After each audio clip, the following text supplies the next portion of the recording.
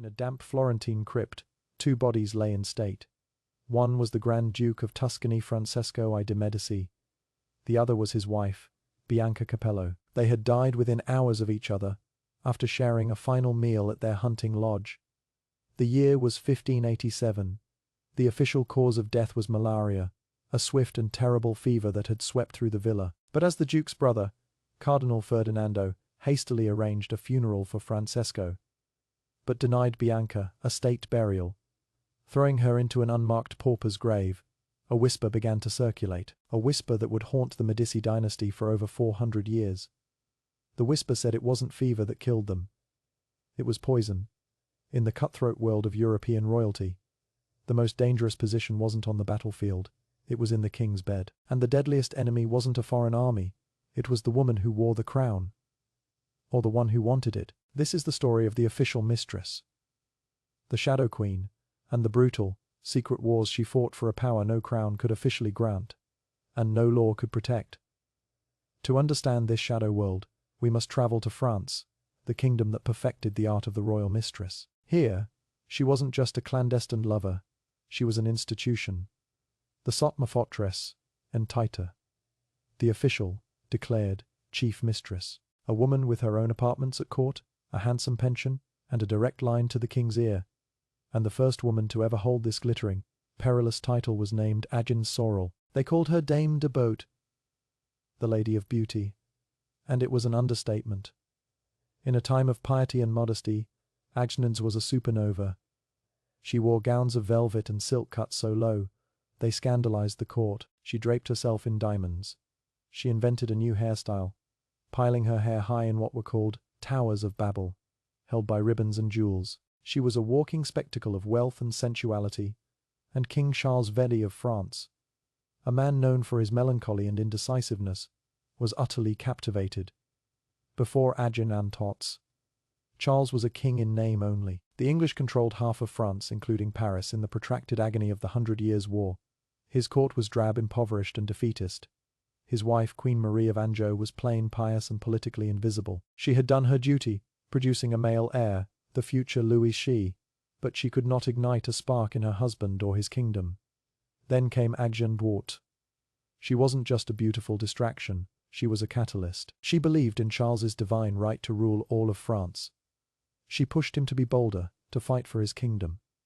Chroniclers of the time, even those who disapproved of her morals, admitted her influence was profound. She urged the king to finance his armies, to reclaim his territory. It was said that she once told him a fortune-teller had prophesied she would be loved by one of the world's most valiant kings, and that if he continued to be so timid, she would have to leave him for the King of England.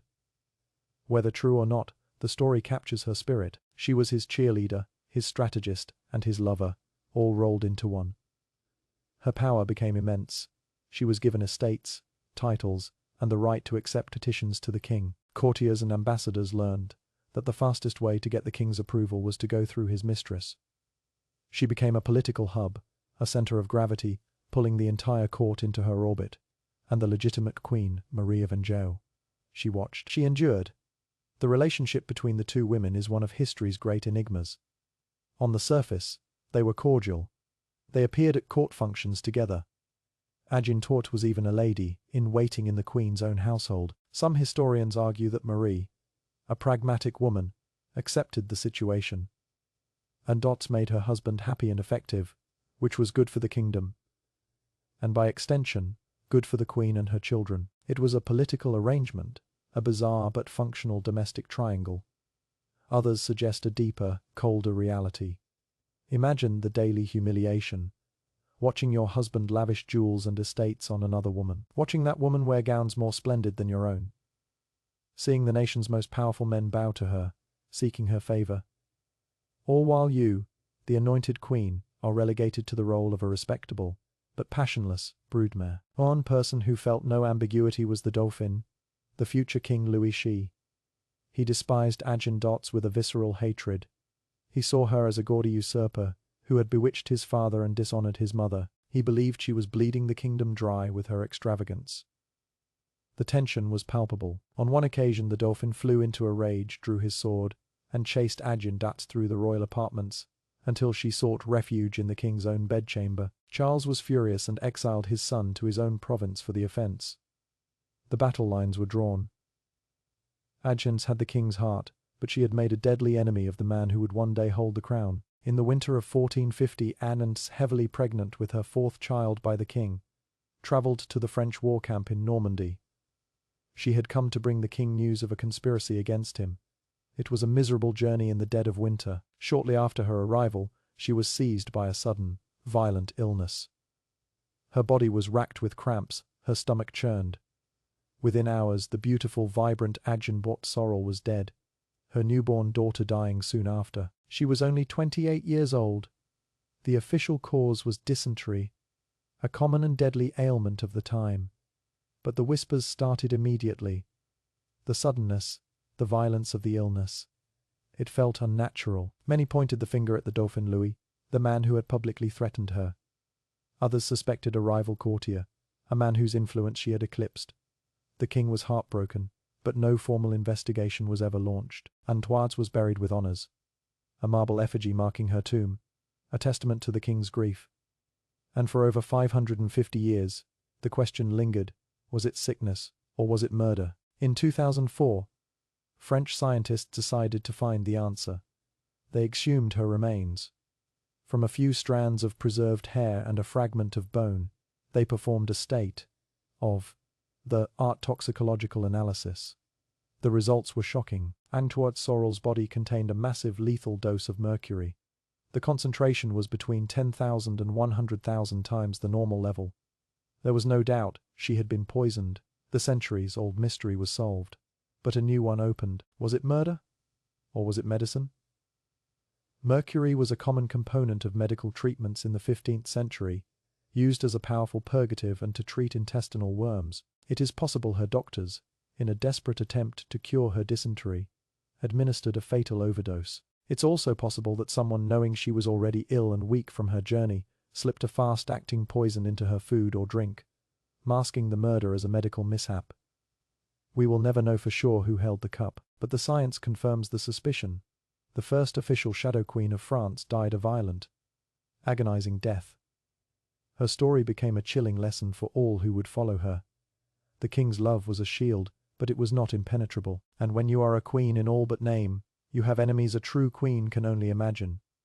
If Aginbert Sorel wrote the playbook for the official mistress, then Diane de Poitiers perfected it, and her story, intertwined with that of her great rival, Queen Catherine d'Edici, is perhaps the most epic wife versus mistress showdown in all of history.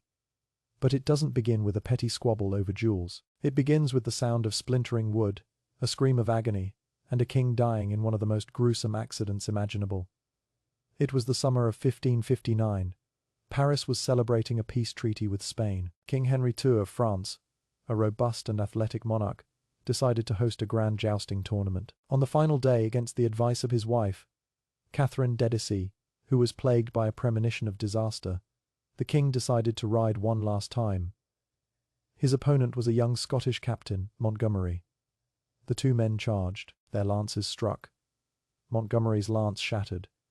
A long, jagged shard flew upwards, pierced the king's golden visor, and plunged through his eye, deep into his brain. The king reeled in the saddle, swayed, and collapsed into the arms of his attendants. The crowd gasped in horror. He was carried, bleeding and conscious, back to his chambers. The greatest surgeons in Europe were summoned. They tried everything. They even replicated the injury on the heads of executed criminals to understand the wound's trajectory.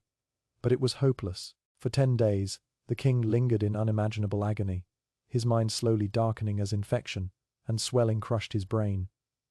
And in those 10 days, a silent, brutal power struggle played out at his bedside, a battle that had been simmering for over 20 years. To understand this battle, we have to go back. When Prince Henry was a boy, he and his brother were sent to Spain as hostages in exchange for their father, the king. After 4 years in a grim Spanish prison, they were released. At the border, the person who formally welcomed the traumatized young prince back to France was a beautiful noblewoman named Diane de Poitiers. He was a boy of 11. She was a confident, accomplished woman of 31. And from that moment on, Henry was hers. She became his mentor, his confidante, his mother figure, and eventually his lover. Their bond was absolute.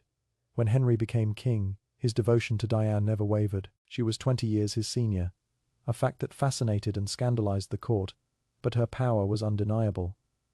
She was the moon to his sun. Their initials, H and D, were intertwined and carved into the walls of royal palaces, like a second royal cipher. He gave her the magnificent Château de Chenonceau, a fairy tale castle spanning a river. He gave her the crown jewels of France to wear, an honor meant only for a queen. She advised him on policy, appointed ministers, and controlled the flow of royal patronage. She was beautiful, intelligent, athletic, and seemed to possess an almost supernatural youthfulness. She was, in every meaningful way, the Queen of France. And the actual queen, Catherine de' Medici, a wealthy Italian heiress, from a family of bankers, was left in the cold. Her marriage to Henry was purely political. She was seen as a foreigner, the daughter of merchants, and was treated with contempt by the French aristocracy, including Diane. For the first 10 years of her marriage, Catherine failed to produce an heir. This was the ultimate failure for a queen. The court buzzed with talk of repudiation, of sending her back to Italy in disgrace. It was said that it was Diane de Poitiers herself who urged Henry to keep visiting his wife's bed, not out of kindness, but out of a cold political calculation. A new, younger, more fertile queen might pose a threat to Diane's own position. A barren, humiliated Catherine was far easier to control. Catherine finally did conceive, eventually bearing 10 children. She saved her position, but the humiliation continued. Henry spent his days with Diane, governing with her, hunting with her, loving her. He visited Catherine at night, a conjugal duty performed coldly and quickly. Catherine was forced to endure the presence of her rival every single day. She had to watch Diane raise her children. She had to watch Diane wear the jewels that should have been hers. She was the legitimate wife, the mother of the future kings of France, yet she was a ghost at her own court. But Catherine was no fool. She was a Medici. Her family had clawed their way to power in Florence through cunning, patience, and ruthlessness. She learned to wait. She watched, she listened, she never showed her hand. For 2 decades, she played the part of the dutiful, overlooked wife. She swallowed every insult, every humiliation. Her motto was odiat e aspitate, hate and wait. And she waited. Her wait ended the moment that lance splintered. As King Henry II lay dying, the balance of power shifted with every rasping breath he took. Diane, who had ruled the king's heart for so long, was suddenly powerless. She rushed to his side, but she was met by a wall of guards. A new authority was in charge. Queen Catherine de' Medici had taken control. In a move of breathtaking audacity and cold fury, Catherine barred Diane from the king's deathbed. The woman who had been his entire world for decades was forbidden from saying goodbye. The king, in his moments of lucidity, repeatedly asked for her. Catherine ignored his pleas. She was now the regent of France, and she would decide who saw the king. For 10 days, Diane waited, locked out, her reign ending in a silent, agonizing vigil outside the royal chambers. When the king finally died, Catherine's messenger did not come to offer condolences. He came with a demand. Return the crown jewels immediately. Then came the second demand. Vacate the second demand. Vacate the Château de Chenonceau. Catherine wanted her castle back. She didn't have Diane executed. She didn't have her imprisoned. That would have been too crude, too emotional. Catherine's revenge was colder, more precise. It was a complete and total political and social annihilation. She stripped Diane of her power, her influence, her proximity to the throne. She offered Diane a different, lesser castle in exchange for Chenonceau, an act of royal generosity that was in reality the final twist of the knife. Diane de Poitiers, the woman who had been the shadow queen of France for more than 20 years, was exiled from court and forced to live out the rest of her life in obscurity. Catherine de' Medici, the patient, long-suffering wife, would go on to rule France as its regent for 30 years, one of the most powerful and formidable rulers of her age. She had waited, and she had won. Her story is a testament to the fact that in the war between wife and mistress, the final victory often belongs to the one who outlives the king. But what happens when a mistress's ambition leads her not just into a rivalry with the queen, but into a world of darkness, blood, and black magic? For that, we must go to the glittering, decadent court of the most powerful monarch in European history, Louis XVI, the Sunday King of France. His reign was the pinnacle of royal absolutism, and his palace at Versailles was a golden cage for the French nobility. And for years, the unofficial queen of this golden cage was a woman of fiery ambition and rapier wit named Francotoise, Athgotnesart de Rochecorat de Mortemart, better known as the Marquise de Montespan. Madame de Montespan was not like the mistresses who came before her. She was of ancient and noble blood, considered superior to that of the queen herself, Maria Theresa of Spain. The queen was a quiet, devout woman who was completely overshadowed by her husband's brilliant court and his even more brilliant mistress. Montespan was the true centre of Versailles. She was witty, extravagant, and possessed a legendary temper. She set the fashions. She sponsored artists and writers like Moligata and Racine, and she gave the king 7 children, whom he later legitimized, placing them in the line of succession. Her power seemed absolute. She was the true queen of France. But the Sunday king's gaze was as brilliant as it was fickle. After more than a decade at the apex of power, Montespan felt a chill. The king's passion was cooling. He was beginning to pay attention to other, younger women, particularly a gentle, pious beauty named Angsot-Lique de Fontanges. Montespan, now in her late 30s, was terrified. She had built her entire world on the foundation of the king's desire. If that crumbled, everything would be lost. And in her desperation to hold on to her king, she allegedly turned to the darkest arts imaginable. Her journey into the shadows led her to a woman named Catherine Monvoisin, known to all of Paris as La Voisin. On the surface, La Voisin was a respectable businesswoman, a fortune-teller and purveyor of beauty products to the aristocratic ladies of Paris. But in the hidden rooms of her house, she was something far more sinister. A sorceress, an abortionist, and a dealer in deadly poisons. In 1679, the Parisian police, investigating a string of suspicious deaths among the nobility, stumbled upon this vast criminal underworld. What they uncovered would become known as the Affair of the Poisons, a scandal so enormous it threatened to bring down the entire French aristocracy. The police chief, Gabriel Nicolas de la Reynie, began making arrests. Under torture, La Voisin and her accomplices began to talk. They named their clients dukes, marquises, courtiers, all seeking potions to eliminate rivals, kill spouses, or secure inheritances. And then, they named their most important client of all, Madame de Montespan. The testimony was breathtakingly lurid. According to La Voisin's daughter, Montespan had been a client for years. At first, she only sought love potions, aphrodisiacs made from Spanish fly, dried mole's blood, and bats' hearts, which she would secretly slip into the king's food to keep his passion alive. But as her fear of losing him grew, the magic allegedly grew darker. The accusers described satanic rituals, so-called black masses, designed to bind the king to her forever. The details were stomach-churning. They claimed that Montespan would lie naked upon an altar, a chalice placed on her stomach. An apostate priest would recite a perverted version of the Catholic Mass, calling upon demons like Asmodeus and Astaroth. The ceremony would culminate in the sacrifice of a newborn or aborted infant, its blood drained into the chalice and mixed with other substances to create the most powerful love charm of all.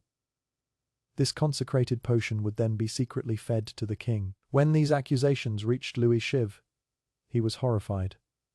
The mother of his legitimized children, the woman he had loved, accused of consorting with devil, worshippers and murderers. It was unthinkable. The potential scandal was catastrophic. It would not only destroy his reputation, but could destabilize the entire monarchy, which ruled by divine right. How could God's chosen king be the unknowing participant in a satanic ritual? Louis acted swiftly, but not in the way one might expect. He didn't order a public trial to get to the truth. He ordered a cover-up.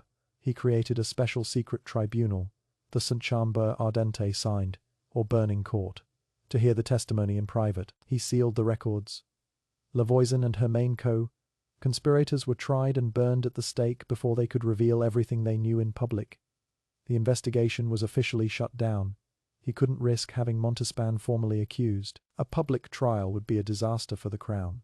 But her reign was over. The king was revolted by the accusations, whether he fully believed them or not. The taint of black magic and poison clung to her. He slowly, coldly cut her out of his life. She was allowed to remain at Versailles for a time, a ghost at the feast she once commanded. But her power was gone. The king had turned his affections to another woman, Madame de Maintenon, the pious governess of his children with Montespan. In a final cruel irony, the king ended up marrying Madame de Maintenon in secret, after Queen Maria Theresa died. The desperate, dark magic had failed. Madame de Montespan, the once glorious Shadow Queen, was eventually banished from court and sent to a convent, where she lived out her remaining years in repentance. Her story serves as the ultimate cautionary tale. In the quest for power, she had peered into the abyss. And the abyss had stared back, consuming her and leaving her with nothing but ashes and disgrace. While the French were formalizing the position of mistress into a courtly institution, their rivals across the Channel, the English, had a much more informal and arguably more brutal system. In England, a royal mistress had no official title, no recognized status. Her power was entirely dependent on the king's whim, and when that whim changed or when the king died, her fall from grace could be swift, public and total. She was not a shadow queen. She was a disposable pawn. One of the earliest and most notorious examples was Alice Pereira's, the mistress of the great medieval warrior, King Edward III. In his prime, Edward was a formidable figure, the victor of Cressy, and a king who commanded respect throughout Christendom. But in his later years, as he sank into senility and grief, after the death of his beloved wife, Queen Philippa of Hainault, he fell under the spell of Alice. She was a lady, in waiting to the queen, a position that gave her unparalleled access to the royal family. While the queen lay dying, Alice was already consolidating her power over the aging king. After Philippa's death, Alice's influence became absolute. She was clever, ambitious, and breathtakingly avaricious. The doting king showered her with gifts, manners, cash, and most scandalously, the late queen's own jewels. She flaunted her wealth, riding through the streets of London in magnificent processions, styled as the Lady of the Sunday. Publicly, the court was disgusted. They saw a greedy opportunist taking advantage of a weak old man, dishonoring the memory of a much-loved queen. The chronicler Thomas Walsingham wrote scathingly of her, accusing her of meddling in politics, and even interfering in the law courts to sway judgments in favor of her friends. In 1376, the Good Parliament, fueled by public outrage, had her banished from court and her lands confiscated, accusing her of manipulating the king. But her hold was too strong. As soon as the Parliament was dissolved, the king called her back to his side and restored all her property. Her power seemed unbreakable, but it was built on a foundation of sand. It rested entirely on the life of one aging, ailing man. In June of 1377, King Edward III lay on his deathbed. His courtiers and servants, seeing the end was near, began to plunder the palace, grabbing what they could. And according to the most damning account, Alice Perez stayed by his side only long enough to pull the precious rings from his fingers, before abandoning him to die alone.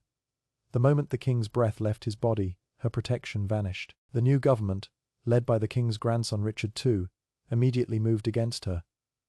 She was put on trial again. This time, there was no aging king to save her. She was convicted, banished once more, and all her ill-gotten gains were permanently confiscated. She spent the rest of her life in obscurity, a pariah stripped of everything. Alice Perez's story was a harsh lesson. In England, a mistress's power expired with the king's last heartbeat. Nearly a century later, another English mistress would discover an even crueler fate. Her name was Jane Shaw, and her story is different. Unlike the rapacious Alice Perez, Jane was remembered by many as a kind and gentle woman. The mistress of another powerful Edward, King Edward IV, Jane was celebrated for her wit, her intelligence, and her merry disposition. She was a London merchant's wife, who caught the king's eye, and their affair was one of genuine affection. The king doted on her, but Jane was not known for her greed. Instead, she was famous for using her influence to help people, securing pardons for those who had fallen out of favour and speaking to the king on behalf of the poor. The people of London, who often resented royal favourites, had a soft spot for Jane. Even the king's official historian, Thomas More, would later write that any man who had a suit to the king, if she took it in hand, it was as good as sped. Her relationship with Edward's wife, Queen Elizabeth Woodville, seems to have been one of quiet tolerance. Elizabeth, a shrewd political player herself, likely accepted Jane as a necessary and relatively harmless part of her husband's life. As long as Jane didn't meddle in the succession, or challenge the Queen's own status, she was allowed to exist in the periphery of the court.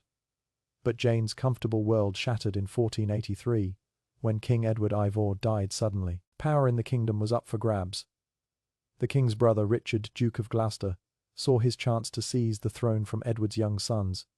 To do this, he needed to delegitimize his late brother's entire reign, and Jane Shore became the perfect tool. Richard couldn't directly attack his popular deceased brother, so he attacked the women around him.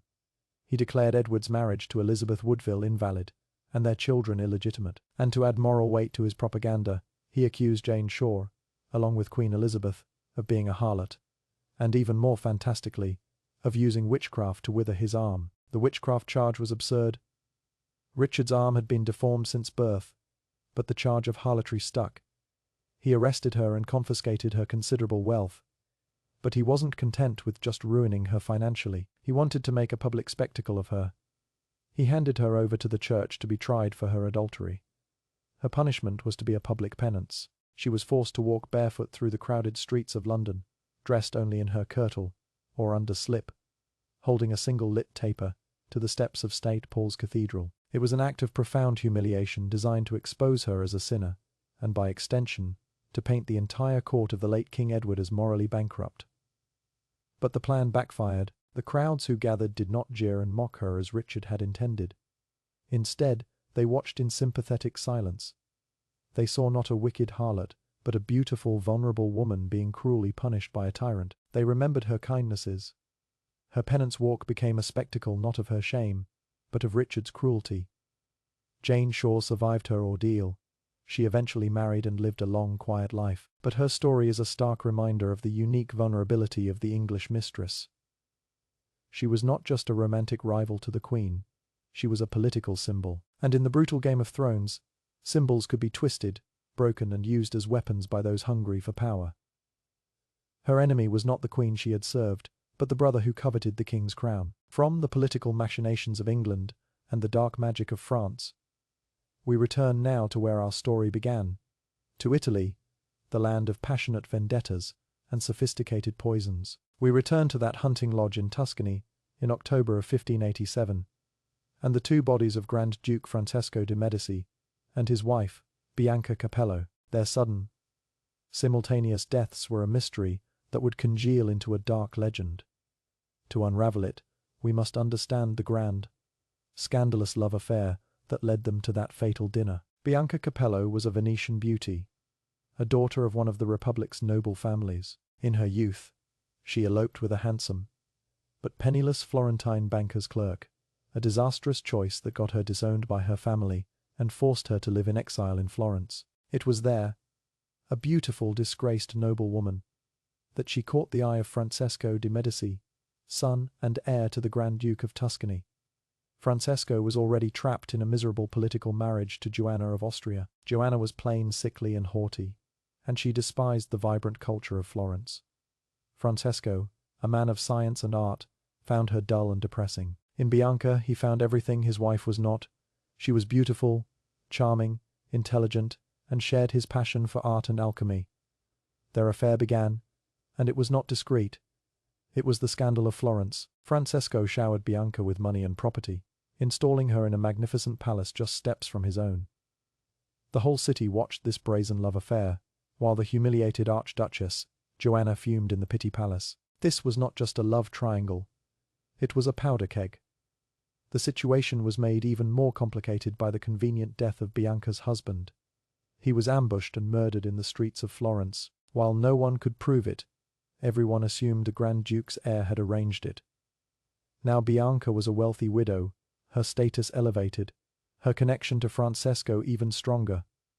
For years, this tense arrangement continued. Francesco and Bianca lived a life of pleasure and art, while Joanna of Austria grew more isolated and bitter. Then, in 1578, after giving birth to a short-lived son, the 31-year-old Joanna died, officially from complications of childbirth. But the timing was, once again, extraordinarily convenient. Within 2 months of his wife's funeral, Francesco de' Medici secretly married his long-time mistress, Bianca Capello. A year later, he held a lavish public ceremony, officially making the Venetian outcast the Grand Duchess of Tuscany. It was a fairy tale ending. The poor runaway had become a queen, but they had made a powerful and dangerous enemy, Francesco's younger brother, Cardinal Ferdinando de' Medici. Ferdinando was a prince of the church, living in splendor in Rome, but he had always kept a close eye on Florence. He detested Bianca Capello. He saw her as a scheming, ambitious witch who had ensnared his brother, disgraced the family, and usurped the rightful place of a Habsburg princess. He believed she was manipulative and power-hungry, and he feared she would try to pass off a phony heir to disinherit him from the line of succession. His hatred for her was an open secret. For 9 years, Francesco and Bianca ruled Tuscany together. It was by all accounts a happy marriage, but their health was never robust, and they had failed to produce a male heir. The designated successor remained Cardinal Ferdinando. In October of 1587, in a supposed gesture of reconciliation, Ferdinando came to visit his brother and sister-in-law at their country villa in Poggio, a Caiano. On the 8th of October, the three of them sat down for dinner. The next day, both Francesco and Bianca fell violently ill with high fevers and vomiting. The illness raged for nearly 2 weeks. Ferdinando, who remained conspicuously healthy, took charge of the situation. He sealed off the villa, controlled access to the sickbeds, and directed their medical care. On the 19th of October, Francesco died. Just a few hours later, on the 20th of October, Bianca followed him. The official court physician, under the watchful eye of the new Grand Duke Ferdinando, declared the cause of death to be malignant tertian malaria. It was a plausible explanation. The area around the villa was marshy and known for the disease. But the timing, the sequence of events, and Ferdinando's behavior immediately aroused suspicion. Why did he, the man who hated Bianca with a passion, insist on overseeing every detail? Why did he grant his brother a magnificent state funeral in Florence, but have Bianca's body dissected, and then unceremoniously dumped into a common unmarked grave in the church of San Lorenzo, claiming she was not worthy of being buried in the Medici family tomb? His actions screamed guilt.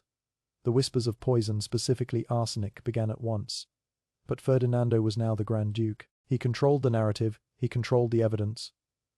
The official story stood, and for centuries historians debated, was it a tragic coincidence, or a perfectly executed double murder?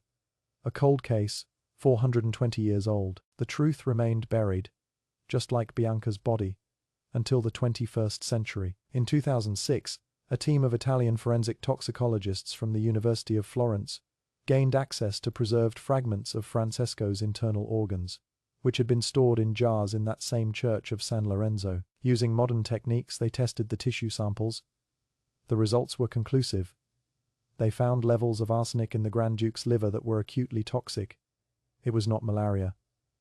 It was poison. After 4 centuries, the whispers were proven true. While Bianca's remains have never been definitively identified, the evidence from Francesco's body points to a clear conclusion. They were poisoned, most likely at that final dinner with the one man who had the motive, the means, and the opportunity to kill them both and seize a throne. Cardinal Ferdinando, who renounced his religious vows to become Grand Duke Ferdinando I, had likely committed the perfect crime. The story of Bianca Capello is perhaps the most extreme example of the perilous life of a shadow queen. She won the ultimate prize, she defeated the legitimate wife, she married the man she loved, and she wore the crown. But in doing so, she painted a target on her own back. Her love story, one of the great romances of the Renaissance, ended not with a happily ever after, but with an agonizing death and a 4-century-old murder mystery. From Adrienne Sorel, poisoned by an unknown hand, to Diane de Poitiers, dismantled by a patient queen, from Madame de Montespan, disgraced by her turn to dark magic, to Jane Shaw, shamed as a political pawn, and finally to Bianca Capello, who gained a crown only to die for it. The stories of these women reveal a hidden truth about power. The official queen had legitimacy. She had the security of law, tradition, and divine anointment. Her position was a fortress. The mistress, the shadow queen, had only one weapon and one defense, the king's love. It was an immensely powerful force, capable of rewriting laws, commanding armies, and shaping nations. But it was also fragile. It could cool with time, be extinguished by death, or be rendered irrelevant by a well-aimed lance or a dose of poison in a cup of wine. These women lived on a knife's edge, balancing immense influence against constant peril. They were celebrated and reviled, adored and hated. They ruled from the shadows, shaping the course of history with a whisper in a king's ear. But the shadows that protected them could, in an instant, turn and swallow them whole, leaving behind nothing but a scandalous story, a tarnished name, or a mystery waiting centuries to be solved. For in the ruthless game of royal power, the line between a palace and a prison, a throne and a tomb, was thinner than anyone could ever imagine.